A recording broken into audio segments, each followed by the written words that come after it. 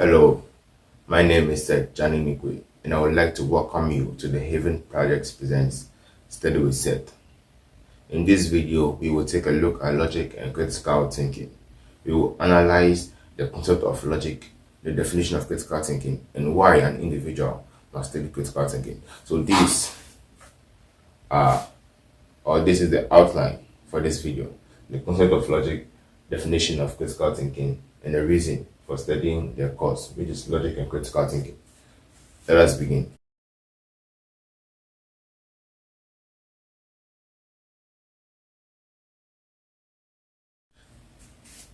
The concept of logic.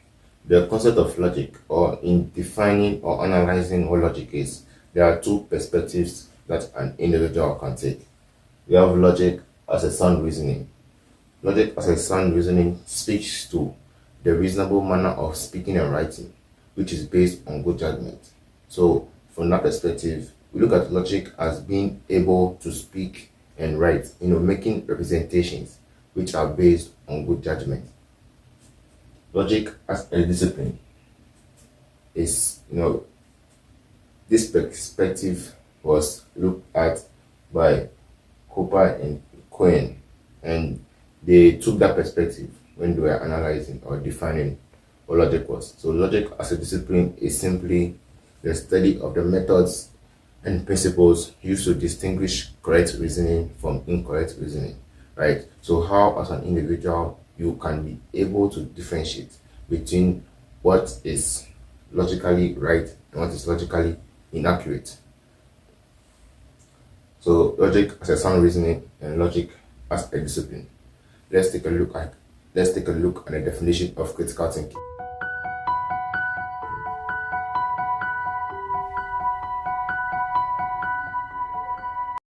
Yes, so critical thinking.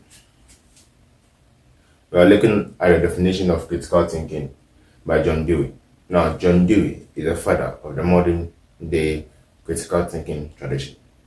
John Dewey's definition of critical thinking is that critical thinking, or what he calls reflective thinking, is the active, persistent, and careful consideration of a belief and supposed form of knowledge in the light of the grounds which support it and the further conclusion to which it tends. Dewey, 1909.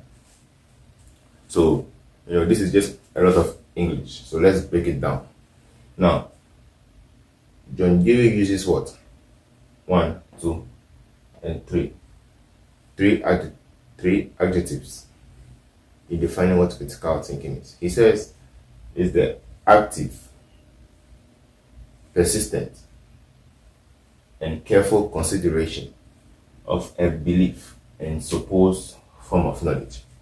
Right? So let's talk about the active, persistent, and careful consideration. So let's use an example.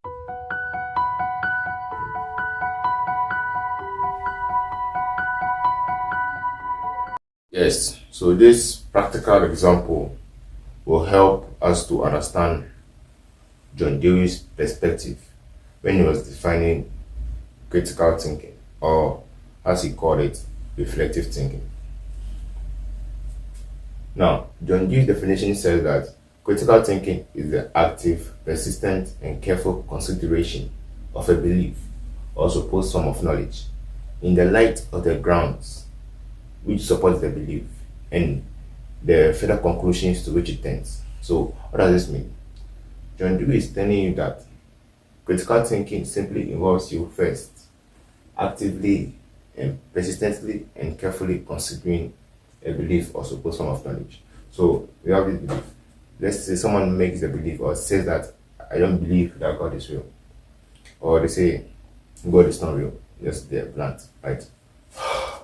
How can you say that? Of course, we would disable his arguments right now. So you ask, as a logic and critical thinker, you have to ask the question: why do you say that?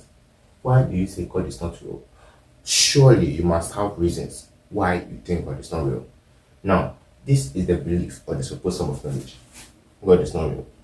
In logic and critical thinking, as we will learn in the subsequent videos, this logic is called a conclusion, right? So this is the conclusion.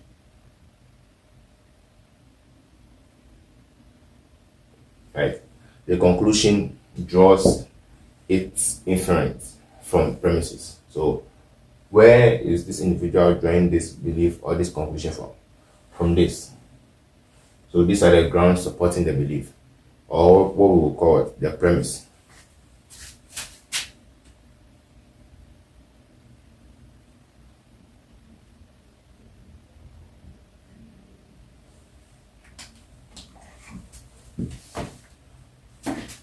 Right? So he said, why don't you believe in God? And he says what? One, I can't see God physically. Right? I can't see him with my eyes. Two, if I can't see God, then it's not real. Wow.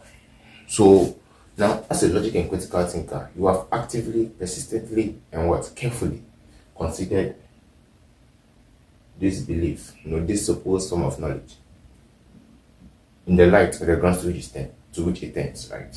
So what I'm saying here is that as a critical thinker, the validity of this belief will be based upon the grounds which are supporting it, which is what?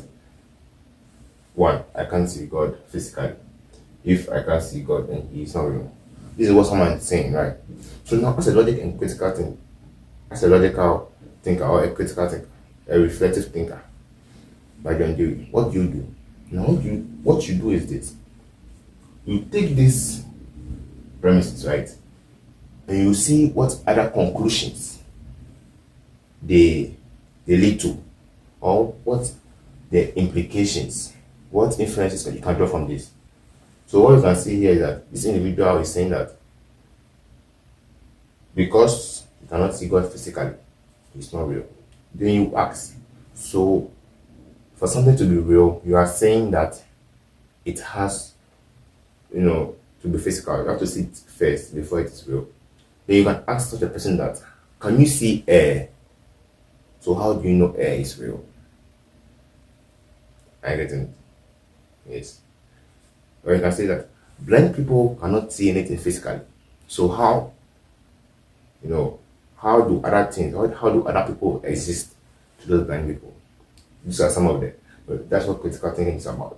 So if you further analyze or you carefully, actively and persistently consider, this belief, in the light of the grounds supporting the belief, it's going to lead you to what?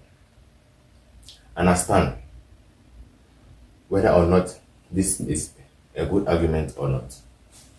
So that's what John Dewey's definition of critical thinking is saying, or the reflective thinking by John Dewey. Let's look at why, as an individual, we should study logic and critical thinking. Let's go. Yes, so why must we study logic and critical thinking? In the course of this course, one will be equipped with the ability to be open-minded, right? Logic and critical thinking specifically, will allow an individual to be able to really see things how they are, right? When you're a critical thinker, there's not really a belief or a conception that prevents you from actually taking any belief or supposed form of knowledge and putting it to the test to verify its validity or its cogency. A present fact, when you're a logical person and a critical thinker, people cannot just lie to you. There are certain things that people come and say to you that if you actually sit down or stand back and be like,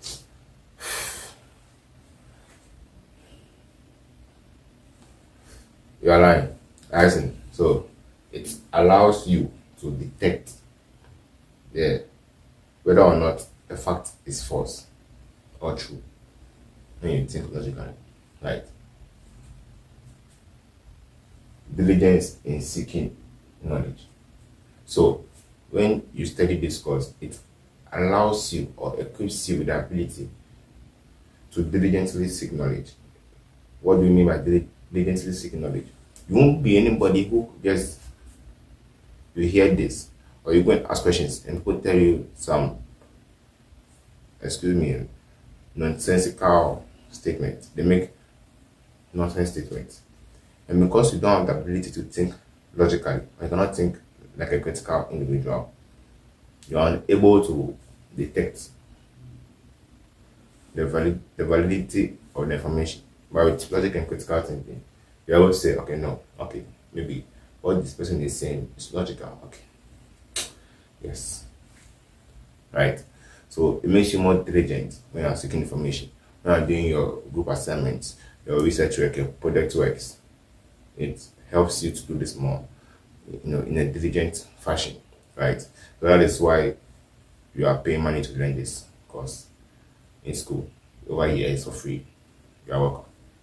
So, critical thinking skills, right? What are the critical thinking skills? Some of the critical thinking skills are the ability to listen carefully to whatever someone is saying. Critical thinking also gives you the ability to speak well, make competent, valid representations. You don't just open your mouth and speak anything, right? But you actually plan everything and you are able to hit more precisely at whatever you want to talk about. You are always more organized in your thoughts because you are a logical person. It also gives you the ability to be able to filter the essential things and the non-essential from each other, right? Somebody might be speaking and they might not be articulate enough to convey their point. But as a logic and critical thinker, or a logical person and a critical thinker, you're able to sit and say, no. Okay, this is this, that is this. So this is what this person is saying. These are the essential things. Let me remove the non-essential ones and put them aside. Right? Okay, so this is what you're saying. Then what? You apply it on Dewey's reflective thinking. You actively, persistently, and carefully consider the thoughts in the light of the grounds to which it tends. After that, what do? You also take a look at the further conclusions to which it tends. That is all for this video. This is just the introduction to logic and critical thinking. We have looked at the concept of logic, critical thinking, and the reason why an individual must study logic and critical thinking. What we are going to do next, in our next video, I'm going to look at language. We'll look at language as a vehicle of thought.